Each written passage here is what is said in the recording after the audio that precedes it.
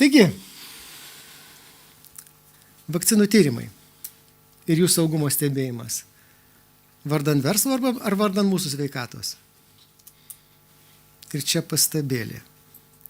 Kai kurie genų preparatai buvo pavadinti vakcinomis. Manau, kad rinkodaros tikslais.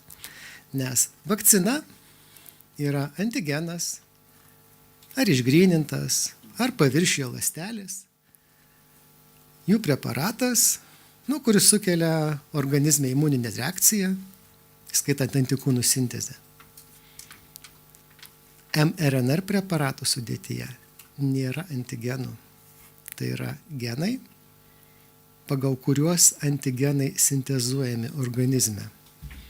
Ir skirtingai nuo įprastinių vakcinų, kiekis, kuris bus sintezuotas, nėra iš anksto žinomas. Mes taip pat nežinome, kiek laiko ta sintezė tęsis.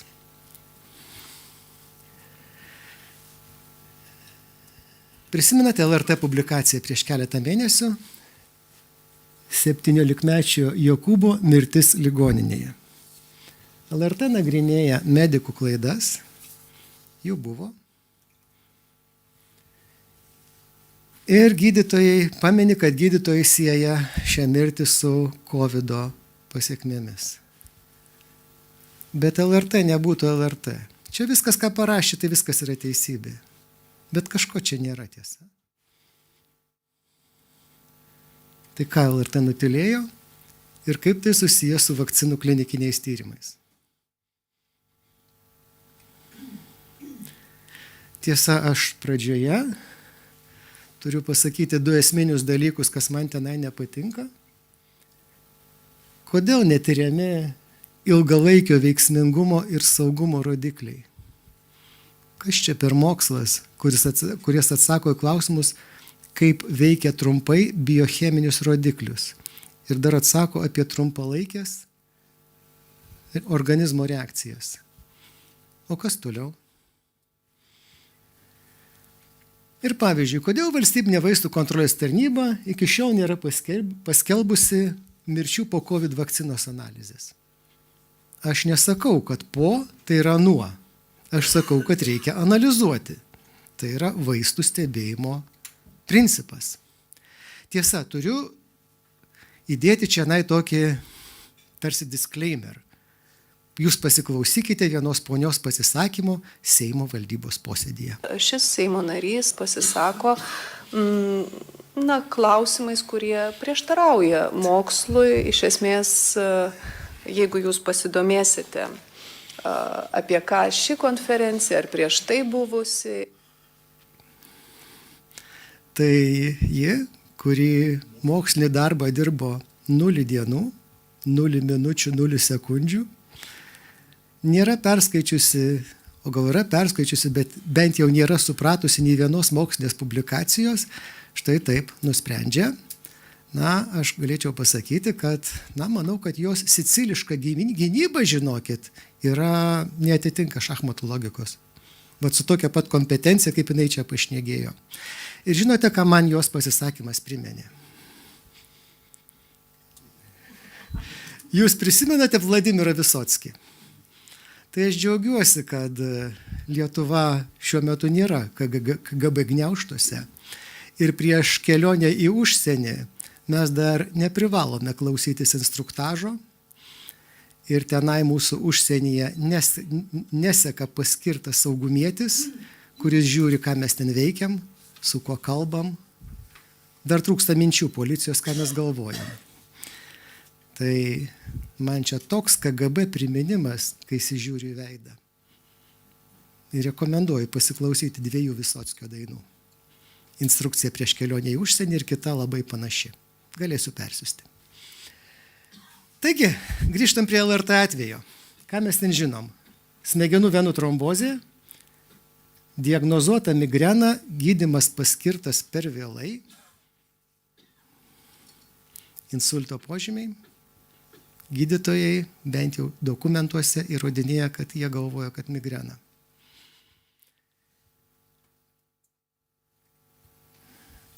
O kas parašyta raudonai, LRT nutyli. pusę metų maždaug po vakcinacijos, kelios savaitės po COVID. O ką mums žadėjo vyriausybė? Sakė, kad vakcinacija pilnai apsaugo nuo sunkaus COVID ir nuo COVID-inės mirties. Ir dabar čia pasižiūrė LRT ir žiūri. Ten sunku žiūrėti, bet aš perskaitysiu, siūloma kriminalizuoti melagienas. Tai kaip čia dabar išeina? Išeina, kad prieš keletą metų veikė kriminalinė vyriausybė, kuri mums visiems atvirai melavo. Pabandykime pasižiūrėti į pasaulinės sveikatos organizacijos priežastinio ryšio kriterijus ir įvertinti šitą atvejį pagal juos. To nepadarė nei viena Lietuvos institucija ir tai yra gėdinga, tačiau čia pat turiu pažymėti, jog šachmatų didmeistrė teigia, kad šie mano teiginiai prieštarauja mokslui. Taigi, štai tie kriterijai. Ryšys laike, biologinis pagrindas, literatūros duomenys ir vakcinos kokybė. Gal mes ten ką nors rasime? Ryšys laike. Aš čia pat atsiprašau už šriftą. Žinokit, mano kompiuteris su šriftu viskas gerai. Aš čia išsigandau, kai pamačiau, kaip iškraipo seiminis kompiuteris. Tai štai, 2 vakcinos birželį ir liepą, 2 dozės, spalio 11. Hospitalizacija dėl stiprių galvos skausmų, pilnas ištyrimas, nieko ypatingo ten nerado, vienas smegenų skilvelis prasiplėtęs. Gruodžio 26 kalėdoms COVID-19 ir sausio 19 smegenų venų trombozė. Sausio 20 klinikinė mirtis. Dar po kelių dienų biologinė mirtis. Ryšys laikė akivaizdus. Biologinis pagrindas. Štai publikacija apie tai, kad autoimuninės reakcijos, kad COVID-19 genetinės vakcinos sukelia autoimuninės reakcijas diferencijuotose audiniuose, išskaitant širdį ir smegenis. Ir štai S baltymas. Na, žinote, tas, kurio dėka pasigamina antikūnai, kurie turėtų mus apsaugoti. Tai jie sukelia autoimuninės reakcijas prieš paveiktas ląsteles, dėl kurių ląstelės pažeidžiamos. Gali sukelti uždegiminės kaskadas, reiškia gaminasi įvairūs uždegiminiai mediatoriai. Ir dar skatina fibrinolizei atsparaus fibrino ir fibrinogeno susidarimą. Tai yra medžiagos, fibrinas yra tas tinklelis, kuris sudaro kraujo krešulį. Tada tenai įstringa kraujo forminiai elementai, eritrocitų daugiausiai, dėl to krešulys būna raudonas. Tai va. Ir čia pabrauktos tos kritinės vietos ir pažymima, kad S baltymas ekspresuotas ląstelės paviršiuje lemia tai, kad ląstelės paviršiuje yra svetimas antigenas. Reiškia, organizmas turi tą ląstelę sunaikinti. Aišku, tai nėra tai baisu, nes tai priklauso nuo to, kiek ląstelių pažeidžiama ir kur. Tai daugeliu žmonių aš manau, kad tfu, bet visa tai praėjo be pasekmių. Deja, ne visiems. Ką sako literatūros duomenys? Publikacijų apie smegenų venų trombozę suleidus mRNA vakcinų yra daugybė. Atsiverčiau Europinę duomenų bazę Judra Vigilance. Ten tie specialistai, kurie tuos pranešimus tenai įdėjo, jie buvo įtaresni negu tie gydytojai, kurie gydė šitą Jokūbą. Ir tuos pranešimus užrašė. Tai, kad tenai yra tas pranešimas, tai nereiškia, kad vakcina yra priežastis. Tai reiškia, kad yra atvejis, ir nagrinėkim, tai kaip ten yra. Mes bandėme, Sveikatos teisės institutas, nepriklausomai rinkti nepageidaujamų reakcijų po COVID vakcinų duomenis. Tačiau tokia Seimo narė Sejonienė, draugė su valstybinė vaistų kontrolės tarnyba, šią mūsų iniciatyvą sužlugdė. Ir gana daug vertingos informacijos mes praradome. Dabar norėčiau atkreipti dėmesį į mūsų sveikatos teisės instituto specialistų publikaciją apie komirnatį paaugliams. Be atsitiktinių imčių kontroliuojamų tyrimų duomenų sunkios ligos ir mirties profilaktikai šitą vakciną paaugliams užregistruota, kaip beje ir visiems kitiems. Be ilgalaikių saugumo duomenų. Tyrimas truko kelis mėnesius.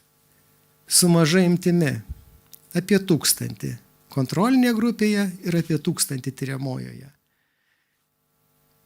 Ir trumpa kontroliuojama faze, tą jau paminėjau. Štai publikacija, autoriai, džiaugiuosi kolektyvu, mes kartu su profesorė Rasa Jančiauskienė, profesorium Donatu Stakišaičiu ir Kristina Zamarytė Sakavičienė, štai šitą straipsnį paskelbėme. Na, džiaugiuosi, kad tai pavyko. Šitas straipsnis pagristas Europos vaistų agentūros viešojų vertinimo protokolu. Jeigu tarptautinė šachmatų didmeistrė ir buvusi Seimo pirmininkė netiki, gali atsiversti Europos vaistų agentūros interneto svetainę ir susirasti. Ir ką mes ten randame? Įdomiausias dalykas yra nepageidaujami reiškiniai klinikinių tyrimų metu, tai yra įvairiausi, blogi reiškiniai atsirandantis po preparato vartojimo. Nieko nekalbu apie ryšį. Bet disbalansas čia yra gąsdinantis. Sunkios nepageidaujamos reakcijos. 7-3 placebo nauda, reiškia vakcinos grupėje 7, placebo grupėje 3. Iš 1000 maždaug tyriamųjų. Pavojingos gyvybei. 2 paaugliam kilo pavojus gyvybei vakcinos grupėje, nei vieno. Kontrolinėje grupėje. Tai vienas iš tų vaikų patyrė anafilaktoidinę reakciją, buvo išgelbėtas. Nenumirė, viskas gerai. O kita mergaitė iki šiol yra invalido vežimėlyje ir maitinama per zondą. Ir apie tai mes nežinotumėm, jeigu nedrąsi mama. Nes Europos vaistų agentūros tame pačiame vertinimo protokole šitas sutrikimas įvardintas kaip jūs manote, funkcinis pilvo skausmas. Ar jūs galite padoriu sveiku protu visą tai paaiškinti? Toliau, Euromomo duomenys. Vėl ta šachmatų didmeistrė gali patikrinti. Šaltinis.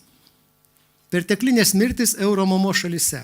Reiškia Europos valstybės, kurios stebi perteklinį mirtingumą. Iš pradžių sukurtas tas tinklas gripo bangų sukeliamam mirtingumui stebėti. Jisai stebimas visą laiką nepriklausomai nuo ligos. Matote kelios raudonos rodiklės. Dabar aš dedu žaliai. Vaikai iki 14 metų, kas čia buvo 20 metais? Atėjo toks baisus virusas, pažiūrėkit, kas atsitiko su vaikų mirtingumu. Sumažėjo. Jaunimo jisai šiek tiek virš vidutinio, bet saikingai. Ir tada atsiranda stebuklingos vakcinos. Opapa. 21-2 pusmetis, kas vyksta? Masinė vakcinacija. Ne, jokių būdų. Laiko ryšys nerodo priežasties. Bet tai, kad šitas netiriama, rodo nusikalstamą abejingumą. Ir anksčiau ar vėliau aš tikiu, kad bus išsiaiškinta ir galbūt bent amerikiečiai pirmieji nusikas iki teisybės. Nes kuo, bet Robertu Kennedžiu ir jo komanda. Aš pasitikiu. O čia klausimas iškeltas mūsų gero bičiulio ir kolegos Alvio Mozerio. Atsiprašau, ne tą mygtuką maigau. Štai čia komisijos reglamentas. Komisija jį priėmė delegavus Europos parlamentui ir tarybai, skirtas išvengti falsifikatų patekimo į rinką. Tam, kad falsifikatai nepatektų į rinką, ant pakuočių turi būti vadinamos saugumo žymės. Kas vyko Lietuvoje? Toksai Dulkys nustatė, kad, žinokit, preparatams nuo COVID saugumo žymių nereikia. Ir ta jo išimtis galiojo nuo pat pradžios vakcinacijos 20 gruodį iki 22 metų bent jau Liepos. Reiškia visą tą intensyvų laikotarpį. Prisiminkime datas vakcinacijos. 21 vasarą. Kitaip sakant, nebuvo užtikrintas suleisto preparato atsekamumas ir autentiškumas. Ir čia angliška santrauka palikusi, smegenų veninių ančių trombozės priežastis galėjo būti falsifikatas. Ir kai nebuvo Europos komisijos nustatytų privalomų reikalavimų įvykdymo, mes neturime kaip paneigti šią galimybę. Beje, ką jūs norėtumėte žinoti apie vakcinas? Ir čia turiu patarimą. Prieš priimdami sprendimą dėl skiepijimosi, paskaitykite ne tik pakuotės lapelį, bet ir preparato charakteristikų santrauką. Na, suprantu, ten specialistams sunku, bet bent jau apie ką padaryti tyrimai, na, daugelis tokio supratimo žmonių, kokie sėdi čia, susigaudys ir be medicinio išsilavinimo. Na, tai ką norėtumėte žinoti?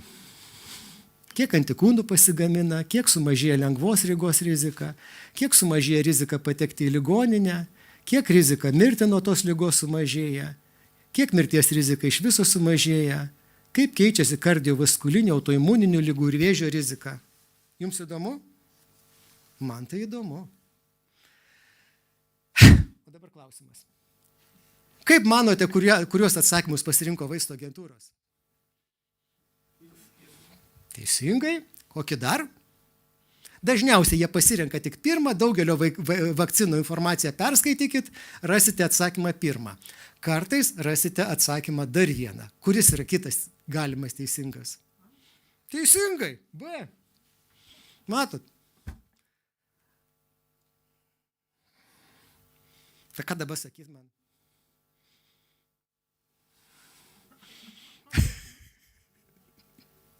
Nu, aš neturiu kito paaiškinimo. Ir man teko kalbėtis prieš kelias savaitės su vienu iš esminių Roberto Kenedžio patarėjų gyvai, vakare. Su Robertu Melaunu, tai aš nedrįstu net garsiai pasakyti to, ką jis papasakojo. Privačiai aš galėsiu papasakoti. Vakcinos veiksmingumo lentelė, tos garsiosios Komirnati, kurios nupirko šįmet ir dar kitais metais nupirks daugiau dozių negu šiais metais. Kadangi įsipareigojo nusipirkti tam, kad galėtumėm utilizuoti. Labai gerai, turim pinigųgi. Ale kokia graži grupė, ne? Nuo 16 iki 64 metų. Tokia grupė, žinokit, mokslininkai sudarė. Matyt, COVID kelia vienodą riziką 16-mečiui ir 60-mečiui.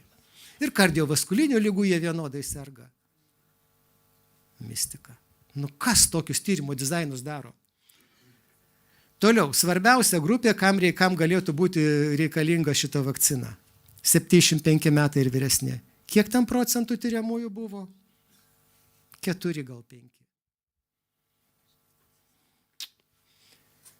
O kas čia? Čia tokie du skaičiukai, tyriamųjų skaičius ir tyriamųjų metai. Tai apie 20 000 tyriamųjų ir apie 6 000 metų. Suskaičiuojam ir gaunam, kad vidutinė vartojimo trukmė buvo 4 mėnesiai. Planuota pradžioje, kad bus 2 metai. Aš turiu įtarimą, kas atsitiko 21 kovą. Jie pamatė, kad duomenys yra baisus. Mirčių vakcinos grupėje vadinamosios yra daugiau negu tyriamojoje. Tiesa viena, labai nežymiai. O veiksmingumas mažėja. Pradeda sirgti tie žmonės, kurie paskiepyti. Nutraukiam tyrimą, galai į vandenį. Ir būtent šita lentelė buvo kritinis taškas, kai aš pamačiau, kai aš galutinai apsisprendžiau, kad šito man švirkštis negalima. Gerbiamas Gintaras neduos sumeluoti, teko dalyvauti kitaip TV laidoje kovą, manęs klausė kolegos, ar skiepytis, aš sakau, nežinau. Birželį aš jau turėjau atsakymą.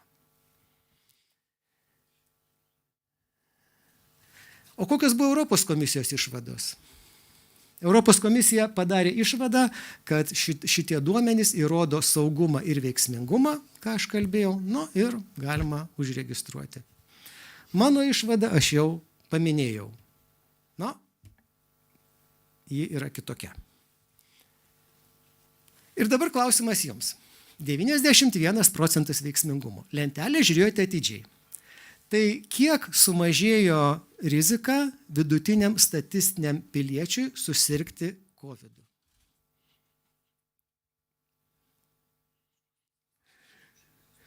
Kuris atsakymas? Taip. Žiūrėkit. Priminimas lentelės. Štai, 77 susirgo skiepyti, 850 neskiepytų, 773 iš 20 000 apsaugojame šito preparato dėka.